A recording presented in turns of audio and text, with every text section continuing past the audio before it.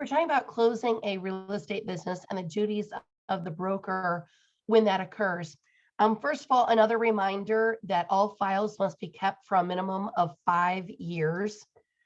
Also, any licenses that may need to be returned to the Real Estate Commission must be done within 72 hours. That's a very common time across the board for returning a license for a licensee to the Real Estate Commission. All advertising must be taken down within 10 calendar days. Office signs, the names of the firm, other advertising opportunities. And it does say, though, that the broker and their salespeople can get paid for the activities that they performed while they were licensed. So you can still maybe receive a payment.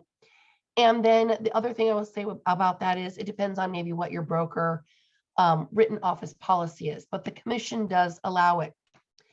Now, where I think that we could go on the exam for you with this is, what if a broker dies? And some of you might be joining really large brokerages where there's several other broker associates that could easily step up and take the place of a broker, but some of you might be joining a brokerage but there's only a few brokers in town to begin with, and there's only maybe a few agents that work underneath the leadership of that broker of record. So if something were to happen to them, it would maybe be a big deal. And upon death or incapacitation of a broker, that means all of the salespeople and licensees underneath them also go inactive, because you've got to be working underneath the management of a brokerage. When that broker passes, one thing that might come up is, what happens to all the current business? What happens to all the current listing agreements that are underneath that brokerage? Can the heirs of that broker continue on with them or sell them to another brokerage? And the answer is no. Those listing agreements die with either the broker or the seller.